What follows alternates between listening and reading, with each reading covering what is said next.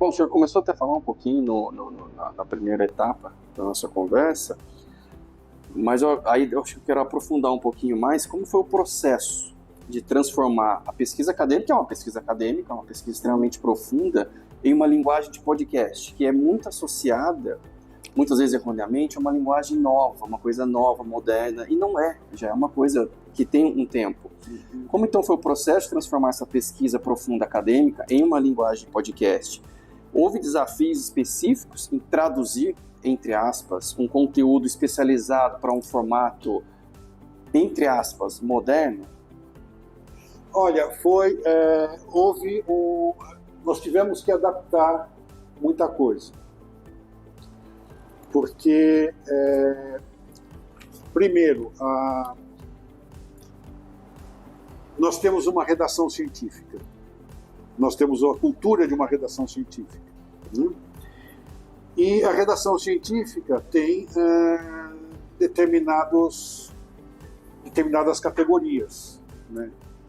Eu tenho uma proposta, né? Eu tenho uma apresentação de um plano, eu tenho uma hipótese, eu tenho um problema, e eu posso contar, fazer uma descrição desse problema, depois fazer uma análise crítica do problema, e depois fazer uma conclusão esperando um desdobramento futuro eventual. E para fazer tudo isso de maneira compreensível, não basta só eu falar sobre tudo isso, não basta só eu apresentar o material que eu tenho sobre tudo isso. Eu preciso recorrer a outras coisas que corroborem ou ampliem os argumentos que estão começando a surgir. Tá? Então, normalmente, o que a gente faz, quando a gente está fazendo um artigo, a gente parte de uma revisão da bibliografia, depois faz umas citações, depois vai buscar algumas coisas complementares, inclui, e as coisas vão, pouco a pouco, se acomodando, tá? Dentro do que foi pretendido no título original. Às vezes o título original não sobrevive, né? Às vezes sobrevive. Mas então, qual foi o desafio aí? Nós tivemos que primeiro definir o espaço desse aspecto polivalente do Conrado Silva. Depois foi feito o quê? Toda a documentação digitalizada no CDMC foi separada em categorias. E nós tentamos encaixar essa documentação em cada uma das categorias que eram pertinentes desses lados polivalentes do Conrado. E deixar ali como uma fonte, assim, um repositório de material que a pessoa pudesse ir lá se servir para ver como ela podia usar. Bom, ao mesmo tempo,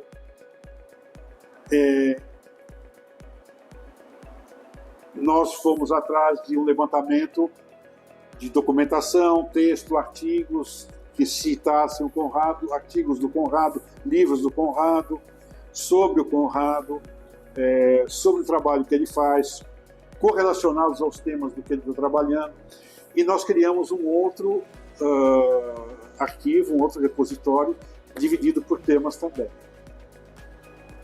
Então, os pesquisadores chegaram, né, depois que a gente nos dividimos entre o setor da educação, o setor da acústica arquitetônica, o setor do selo. Ele também fez um selo, o selo TACAP, de gravações de músicas do repertório popular, original, etnográfico brasileiro, né, urbano. Também foi um outro aspecto ainda que eu nem mencionei antes, o aspecto da organização dos cursos latino-americanos, da implementação das oficinas de música e a inovação das oficinas de música. Cada um desses aspectos foi dividido, levou o label, né, de um setor, e a documentação então estava toda nesses compartimentos, com essa taxonomia, se a gente pode dizer. Em seguida, os pesquisadores se agruparam e nós falamos o seguinte: olha, cada um de vocês vai trabalhar com essa documentação para encontrar uma narrativa, segundo a convivência de vocês, segundo a experiência de vocês com o Quadro Silva, uma narrativa. Vocês vão utilizar esse material para construir a narrativa do que vocês vão falar sobre o Conrado. Nesse meio tempo, né, não, desculpa. Aí a ideia era, a partir dessa narrativa que eles estão construindo, nós elaborarmos um roteiro. Então o roteiro seria preparado a partir do resultado apontado por cada um dos grupos que estava trabalhando em cima da documentação. Então veja, a documentação simplesmente foi dividida em setores e cada grupo trabalhava no seu setor e ia levantando conhecimentos. Nós íamos montar o roteiro com isso. Nesse meio tempo surgiu a demanda do ensaio, do IDEA. Então, aí os grupos começaram a trabalhar em cima do ensaio, que foi para nós excelente, porque ao trabalharem para o ensaio, eles já construíam um plano de narrativa, cada um, colocavam as suas necessidades de argumento, de citação aí dentro, e esse foi o passo para extrair de cada elemento do ensaio, a partir daí, extrair um roteiro. O roteiro foi extraído dos esboços e do texto final do ensaio, e esse roteiro, depois de montado, ele foi compartilhado com cada um deles. Então, vejam que tem o conhecimento sonoro, a digitalização do documento sonoro. Cada um pegou os documentos sonoros, os textos digitalizados, elaborou uma síntese para botar no ensaio. Do ensaio foi traduzido para um roteiro, e o roteiro voltou para eles, para que eles pudessem acrescentar outras coisas em cima. Vejam que é uma camada em cima da outra. Então, é um conhecimento que as coisas iam emergindo durante o processo. Acho que isso é muito importante. A gente vê a mesma coisa passar 2, 3 vezes diante de nós, mas em situações diferentes, suscitando a cada vez um olhar, um interesse, uma perspectiva distinta. E aí eles iam sugerindo acertos para o roteiro. Esses acertos sugeridos para o roteiro levaram a gente a fazer de novo um roteiro final. Em seguida, o roteiro estando desenhado e estabelecido em comum acordo com cada grupo, era preciso passar para a produção. Então, nós vamos gravar as vozes. Então, nós pegamos o roteiro e mandamos para cada grupo teve que gravar as suas falas e mandar de volta. Cada grupo gravou as suas falas, e nós tínhamos as falas, e depois das falas, no podcast, você precisa fazer o quê? Você precisa construir um material sonoro. E aí, para construir o material sonoro, muitas das coisas que estavam estabelecidas no roteiro, durante a montagem do podcast, faziam emergir outras coisas. E aí o trabalho foi totalmente revisto na montagem sonora. Coisas foram alteradas, por exemplo, eu lembro que teve momentos que eu falei, não, vamos colocar aqui uma ilustração do Zintona Rumori, do Russolo, e depois, quando eu fui ver, as gravações do Zintona Rumori que eu tinha não davam o ritmo da narrativa sonora que vinha vindo, quebravam a produção das ideias, e acabou substituindo por quê? Por um piano preparado do John Cage. Por quê? Porque o material sonoro, ele fala por si. O material sonoro tem um ritmo, o material sonoro tem uma narrativa em si, no seu corpo, na sua dinâmica, na sua vida. E eu tenho que respeitar isso. Depois que eu coloquei 2 ou 3 materiais, eu não posso mais fazer o que eu quero. No roteiro lá, imaginei um monte de coisas. Mas depois que os materiais, a maneira como eles se conformaram, eles vão estabelecer o quê? Necessidades. Então, eu não sou mais mestre do roteiro. O roteiro a realização sonora é mestra de si mesma. Então, ela pede e eu sou um servo da realização sonora e eu devo fazer o que ela está pedindo. Então, esse material foi de novo transformado na construção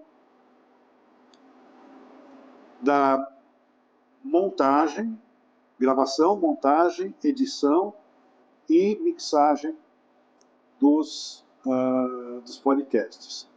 Por exemplo, nós temos ilustrações. Então, nós colocamos ilustrações. Quando uma publicação acadêmica, a gente está falando de um determinado assunto, a gente apresenta uma ilustração.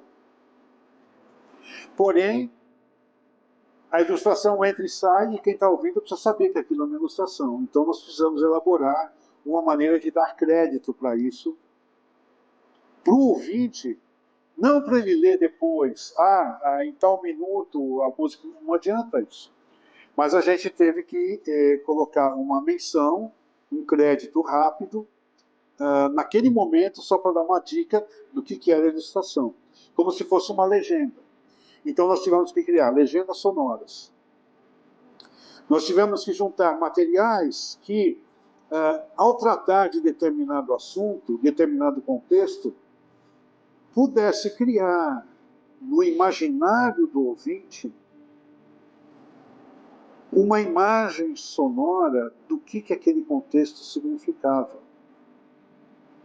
É muito importante isso. Enquanto a gente está assimilando um conhecimento, enquanto a gente está assimilando uma narrativa, se nós simplesmente ouvimos ou simplesmente lemos, a narrativa entra e sai.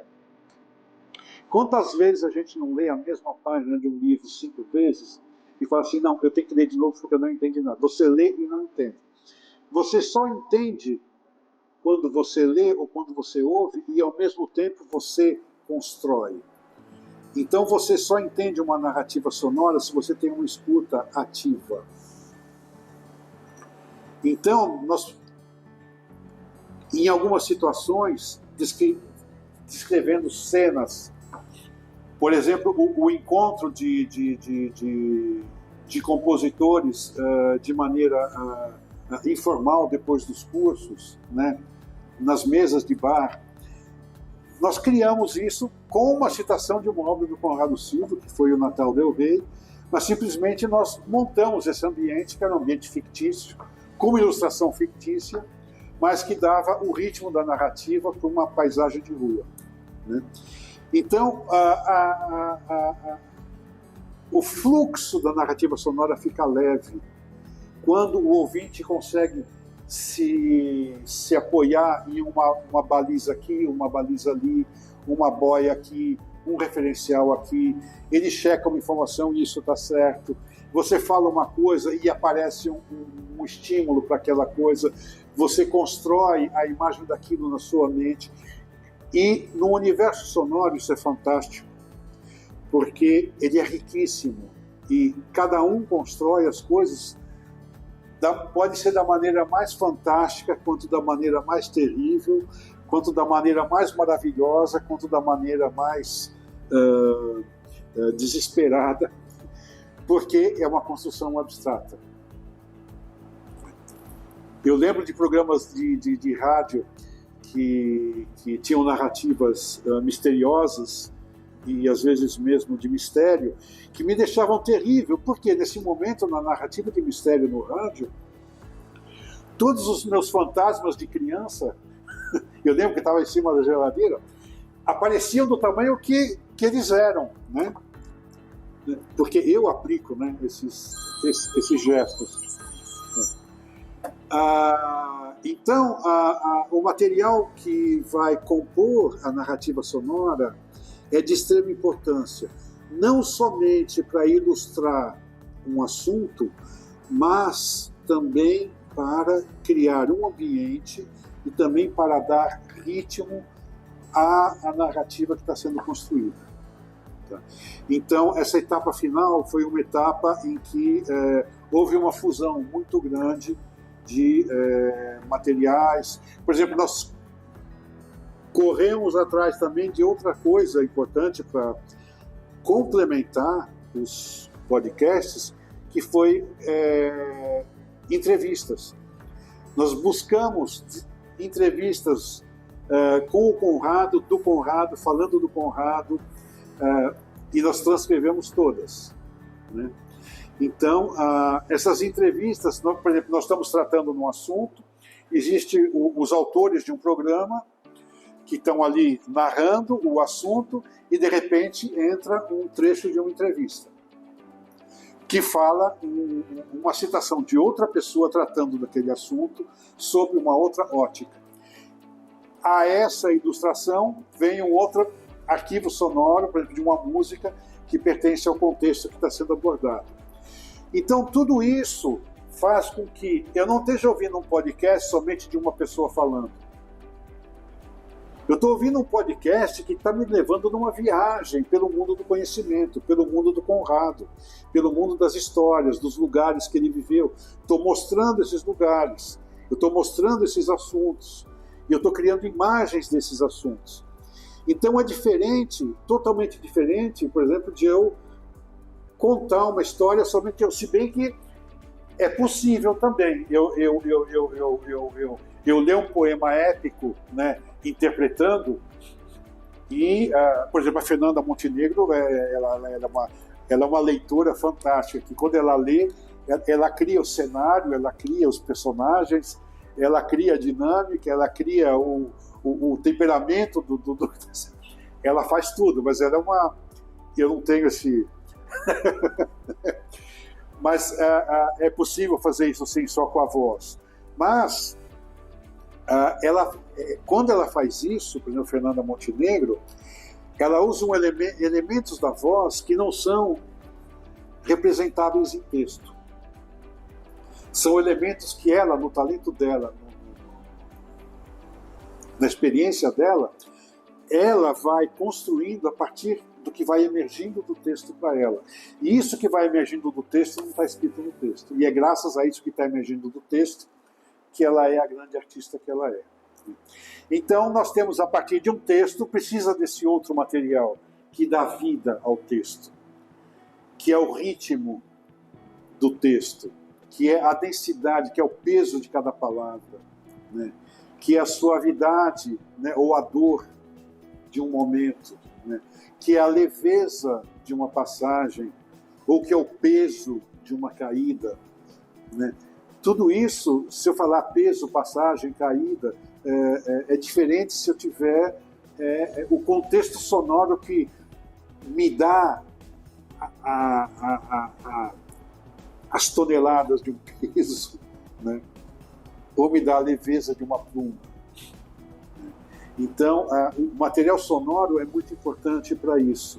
Essa narrativa, então, uma narrativa que nós pretendemos que fosse reconhecida como científica também, de maneira experimental, eu devo dizer, porque nós estamos tentando criar uma narrativa científica a partir de ferramentas de edição sonora de podcast, né?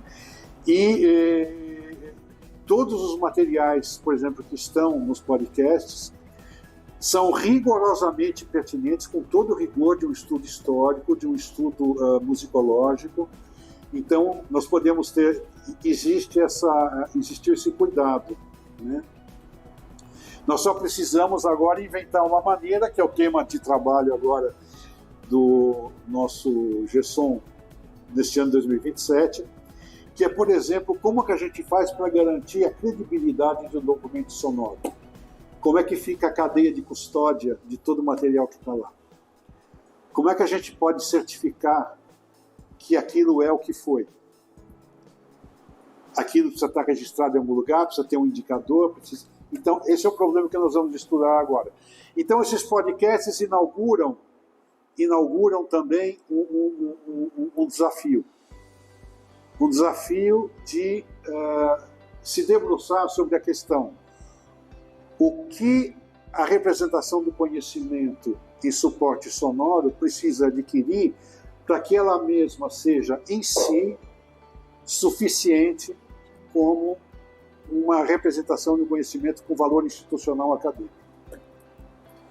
E é o desafio que está lançado depois de todo esse movimento, desde o Prêmio do Santander, até o desafio de fazer um ensaio e um colóquio, nós chegamos aqui a esse questionamento. Então, é graças ao IDEA, eu acho que é muito importante que nós tenhamos um lugar que nos provoque, que nos estimule e que nos dê condições para poder superar a condição nas quais nós estamos vivendo e trabalhando. Nós podemos ir muito além sempre, mas para superar a nossa condição atual, a gente precisa de apoio, ajuda, estímulo e entusiasmo. E eu tenho muito a agradecer ao IDEA por isso.